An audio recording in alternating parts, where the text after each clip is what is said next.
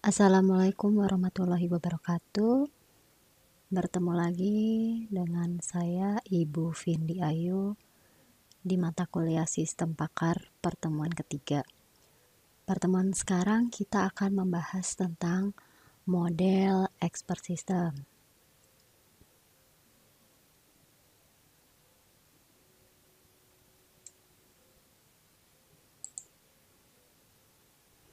Nah, unsur penting pengembangan sistem pakar itu ada 3, yaitu pakarnya, seorang pakar, kemudian sistemnya, lalu pemakai atau user. Jadi dari pakar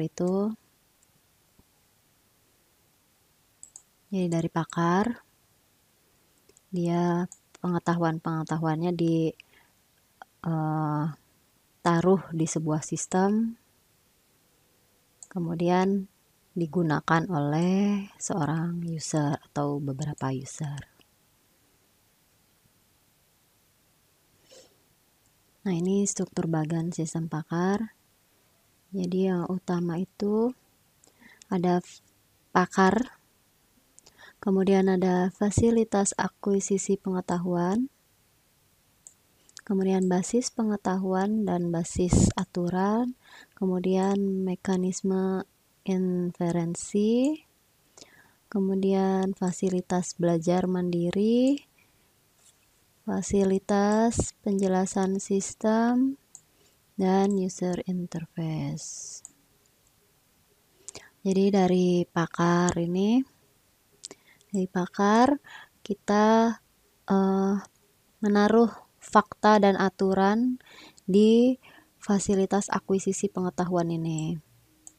Kemudian fakta dan aturan tersebut yang sudah kita mendapatkannya itu dari seorang pakar, ya misalkan dari buku-buku, dari wawancara, dan lain-lain. Nah, ini fakta dan aturannya itu kita taruh di basis pengetahuan dan basis aturan. Ini yang knowledge base itu di sini, ditaruh di sini. Kemudian fakta yang disimpan tadi bisa digunakan di sini di fasilitas belajar mandiri. Nah, dari sini bisa juga didapatkan fakta baru. Jadi misalkan udah digunain atau udah buat fasilitas gitu, muncul fakta baru, ya udah fakta barunya kita simpan nih di sini buat nambahin knowledge base. Kemudian fakta dan aturan tadi masuk ke mekanisme inferensi. Nah, misalkan di sini juga ditemukan fakta dan aturan juga disimpan lagi ke sini. Makanya ini panahnya bolak-balik ya, bersinambung lah. Kemudian dari fasilitas belajar ini dia ada fakta yang dikembalikan. Jadi dari mekanisme inferensi ada ke fasilitas penjelasan sistem, nantinya itu digunakan oleh user. Dia biasanya berisi help atau readme dan penjelasan lain. Jadi kayak ada kesulitan apa, nah ini kita bisa buka ini nih, misalnya logonya tanda tanya gitu. Nah, kita klik itu, kemudian keluarlah penjelasannya atau ya info-info lah. Terus di user interface-nya ini dia memberikan bisa fakta lagi dan query-query. Kemudian disimpan di mekanisme inferensi. Nah, di user interface, di tampilannya yang user lihat, itu bisa membaca atau memberikan konsultasi. Jadi dia seperti layaknya konsultasi ke seorang pakar gitu, tapi ini lewat komputer gitu.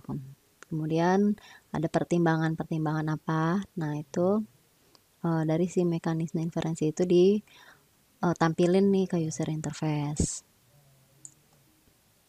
Nah, yang di sini tadi kalau ada fasilitas tadi belajar mandiri, ada fakta yang dikembalikan, itu dimasukin ke sini dari sini sinambung nih, bisa ke fasilitas penjelasan sistem atau dibalikin ke mekanisme inferensi.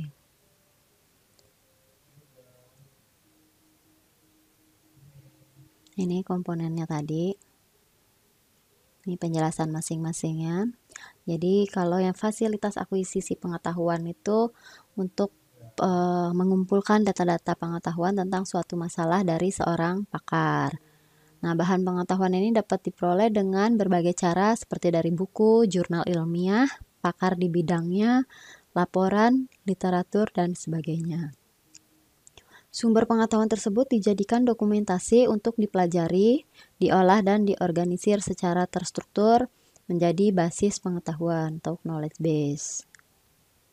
Nah, knowledge base ini dan basis aturan itu ada beberapa cara merepresentasikan datanya menjadi basis pengetahuan, yaitu dalam bentuk atribut, aturan-aturan, jaringan semantik, frame, dan logika.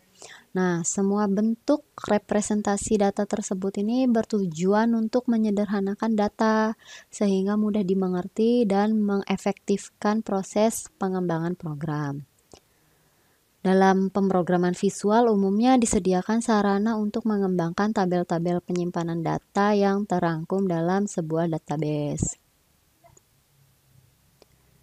Kemudian di mekanisme inferensi atau motor inferensi ini, jadi bagian sistem pakar yang melakukan penalaran dengan menggunakan isi daftar aturan berdasarkan urutan dan pola tertentu.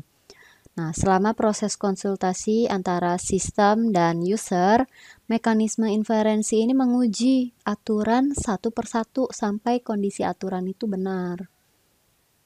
Nah, secara umum ada dua teknik utama yang digunakan dalam mekanisme inferensi untuk pengujian aturan, yaitu penalaran maju atau yang dikenal dengan forward reasoning dan penalaran mundur atau reverse reasoning. Nah, ini fasilitas belajar mandiri itu adalah fasilitas yang memungkinkan sistem untuk mengembangkan diri sendiri, memilah atau mengelompokkan kembali fakta yang sudah ada. Jadi memasukkan fakta-fakta baru ke dalam basis pengetahuan yang merupakan hasil penurunan atau iterasi dari fakta-fakta sebelumnya dan dapat mengembalikan fakta kepada mekanisme inferensi sehingga dapat dimintakan fakta lainnya dari pemakai melalui antarmuka pemakai. Makanya tadi bersinambungan, dia bolak-balik panahnya. Nah, ini fasilitas penjelasan sistem atau help itu. Jadi merupakan bagian komponen sistem pakar yang memberikan penjelasan tentang bagaimana program dijalankan. Jadi bagaimana tata caranya tuh. Apa yang harus dijelaskan kepada pemakai tentang suatu masalah. Kemudian memberikan rekomendasi kepada pemakai, mengakomodasi kesalahan pemakai, dan menjelaskan bagaimana suatu masalah terjadi. Nah, biasanya di dalam sistem pakar ini, fasilitas penjelasan sistem sebaiknya diintegrasikan ke dalam tabel basis pengetahuan dan basis aturan karena lebih mudah perancangan sistemnya. Nah, ini user interface atau antarmuka pemakai.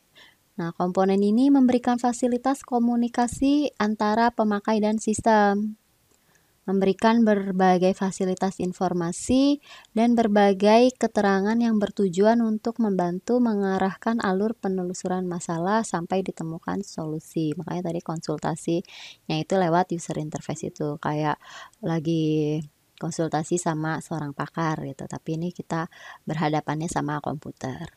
Nah, syarat utama untuk membangun antarmuka ini atau user interface ini adalah kemudahan dalam menjalankan sistem, tampilan yang interaktif, komunikatif, dan mudah bagi pemakai atau user friendly. Nah, sekian penjelasan untuk materi pertemuan 3 ini. Bila ada yang mau ditanyakan, silahkan ditanyakan di ruang diskusi ya. Wassalamualaikum warahmatullahi wabarakatuh.